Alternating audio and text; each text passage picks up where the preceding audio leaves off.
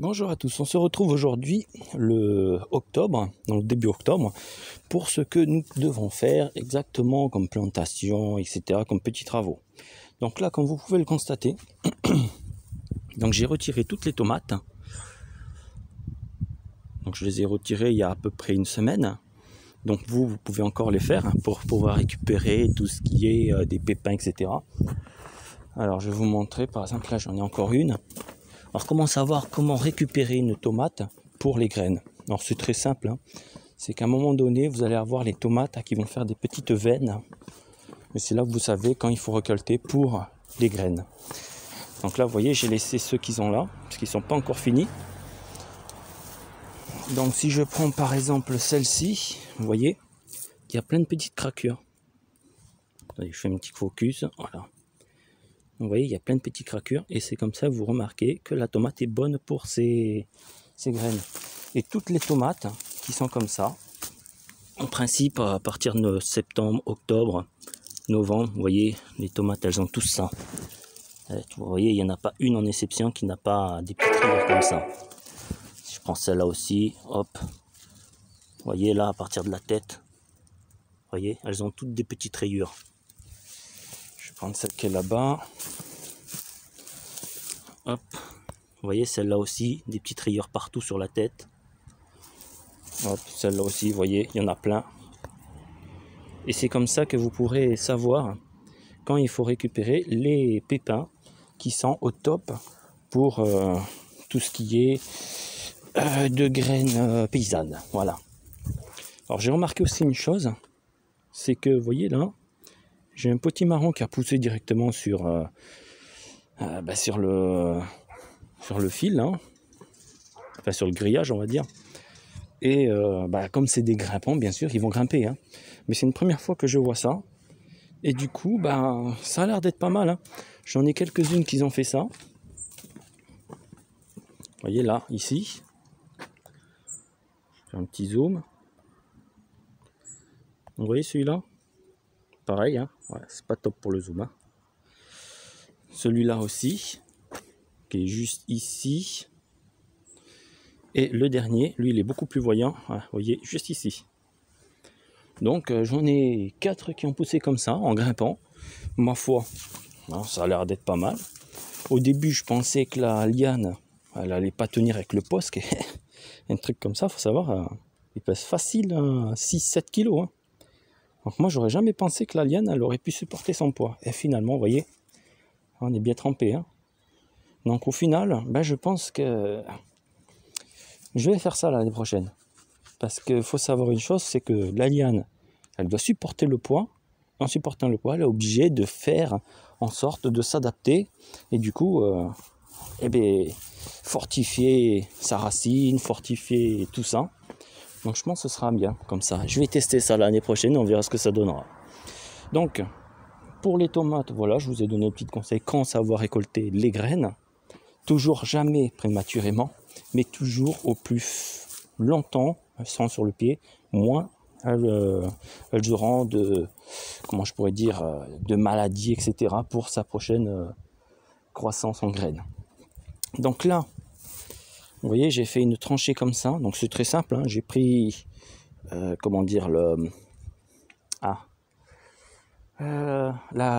binette. Et vous voyez que la binette, j'ai simplement pris comme ça, toc, et j'ai ramené la terre, tout le long de la petite tranchée comme ça, sur chaque côté du grillage, de façon à avoir une tranchée qui est au milieu, vous voyez, du grillage, enfin sur les côtés du grillage. Donc tout le long, j'ai fait ça. Une fois que j'ai fait la tranchée, très simple, hein, il suffit de mettre son pied comme ça, hop, et de tasser, afin de bien tasser, comme d'habitude, hein. Donc faites ça tout le long de votre tranchée, afin de bien tasser le parterre pour vos graines. Une fois que vous avez fait ça, vous allez pouvoir planter donc les graines de octobre. Donc bien sûr, comme d'habitude, on est censé implanter la plupart, ils font ça août. La bonne période, c'est septembre.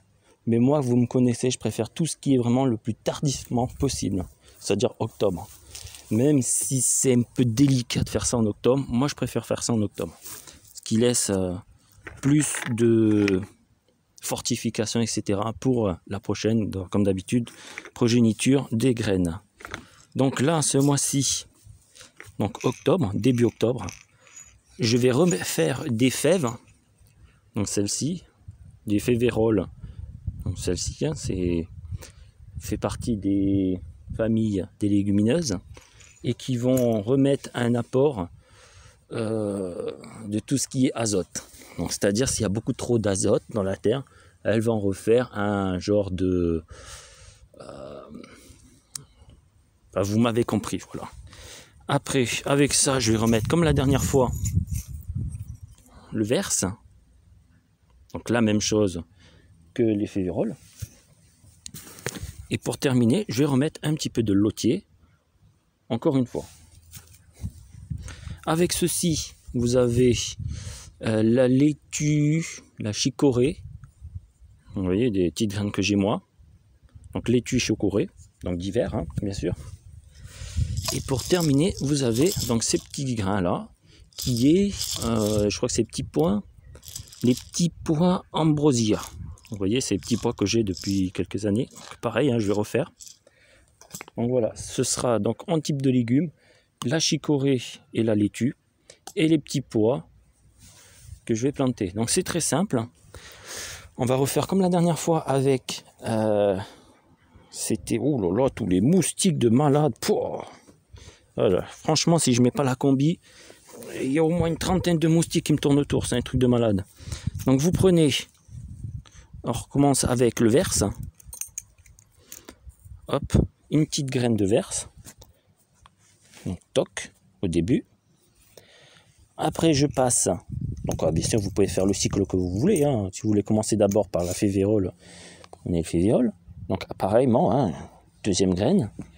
Donc, vous voyez, il y a à peu près, je dirais, 3 cm hein, de distance entre les deux. Après, je vais prendre une graine. Si j'arrive, c'est difficile avec une main. Voilà. Une graine de pois, pareil, à 3 cm de la précédente. Et pour terminer, je vais mettre une graine. Ben là, du coup, je sais pas, hein, je sais pas ce qu'il y a dedans. Donc, c'est soit des laitues, soit des chicorées. En tout cas, il y a les deux. Il y a la laitue et la chicorée. Donc, du coup, je ne sais pas ce que c'est. Hein. Ce sera soit une laitue, soit une chicorée qui sortira là. Et donc, je vais mettre une graine. Toc, voilà. Pareil, à 3 cm. Et vous recommencez le même cycle. Donc, moi, je repars sur le verse. Toc. Et je repars ensuite sur le févéole.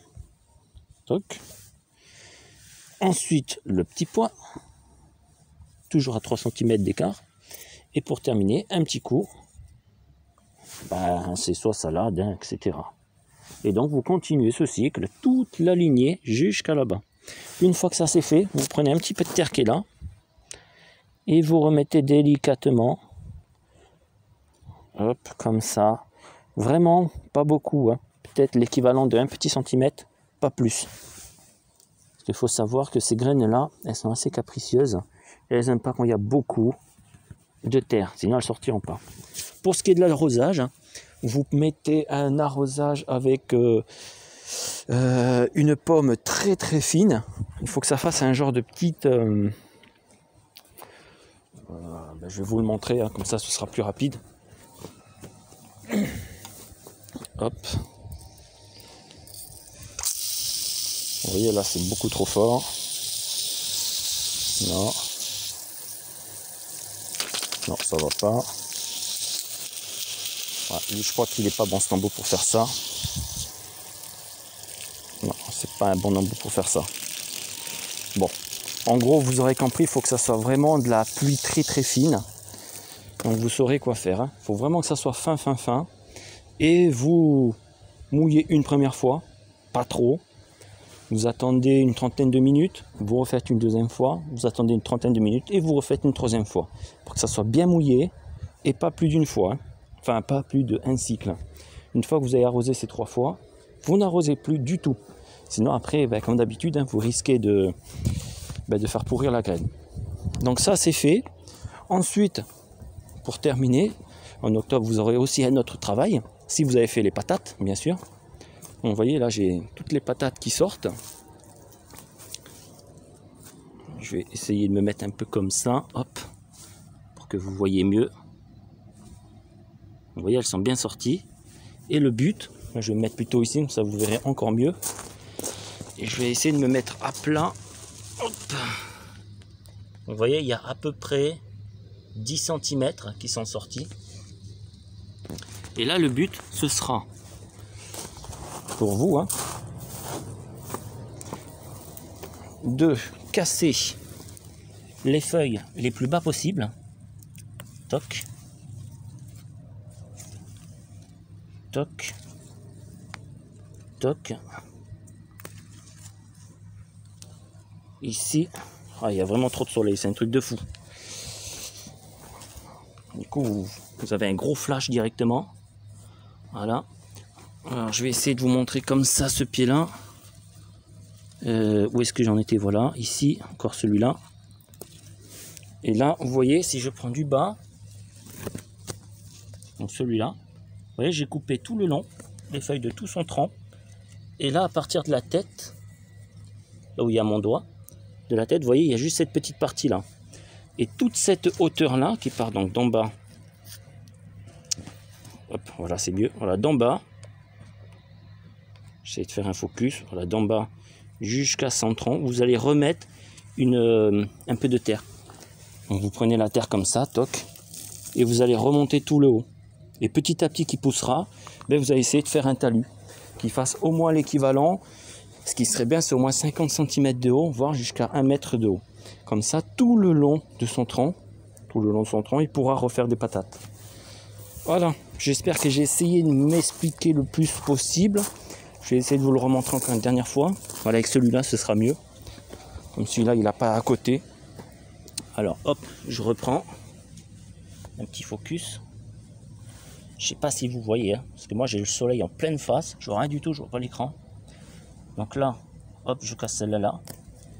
Je casse celle-ci. Je casse celle-ci. Celle-là aussi. Hop, encore celle-là. Et vous voyez, il ne reste plus que la tête. Donc sur toute cette longueur-là, donc de ici au tronc, je vais remettre de la terre sur toute la longueur de son tronc. Vous voyez que la terre, elle revient jusqu'à là. Comme ça, ben, toutes ces petites feuilles que vous voyez là, il y aura des futures patates qui vont pousser là. Voilà. Comme ça, vous saurez ce que vous avez à faire en octobre. Bon, sur ce, j'ai rien d'autre à dire. J'espère que cela vous aidera. Et ah oui, et puis là, comme vous pouvez le constater, j'ai commencé à travailler aussi la terre là. Vous voyez toute cette partie qui fait ça, toc, là, et ça. Donc ça, j'ai commencé à nourrir la terre. C'est-à-dire qu'en gros, je fais un petit trou. Je mets par exemple les excréments des animaux, plus tout ce qui est plure, légumes, fruits, etc. Avec un petit peu d'eau. Vous rebouchez le trou et vous prenez cette espèce de griffe là, comme je vous ai montré la dernière fois. Et une fois que c'est bien remis la terre, hop, vous prenez cette griffe là. Vous voyez, ça, vous allez faire un petit tour à Roi Merlin, Castorama, etc. Vous les trouverez. C'est une espèce de râteau, mais vous voyez, à griffe. Et le but, c'est très simple, hein, c'est une fois que vous avez mis la terre, hop, de faire ça de temps en temps. Pas tous les jours, mais une fois, on va dire, allez, une fois tous les 5 jours, on va dire. Ouais, c'est très bien, tous les 5 jours. Vous refaites ça, afin d'éviter d'avoir des espèces de terre qui se tassent. Et du coup, l'eau, elle va s'échapper. Et ça va pas être top. Vous voyez, par exemple, si je prends ici, là, vous verrez mieux. Vous voyez cette petite crevasse là? Et ça, ben, vous avez toute l'eau qui va se sortir de là. Et le but, ben, vous voyez, c'est de faire ça avec la griffe, hein, afin de casser ces crevasses, afin que l'eau ne s'évapore pas. C'est pour ça, vous voyez, qu'il faut faire ça sur toute la surface que je nourris la terre. Comme ça, cette terre, elle sera super pour l'été. Allez, sur ce, la vidéo est déjà assez grande. Ça fait beaucoup d'explications. Maintenant, ben, à vous de jouer. Allez, sur ce, je vous dis à dans peut-être 15 jours, 3 semaines pour une prochaine vidéo. Sur ce, bye bye.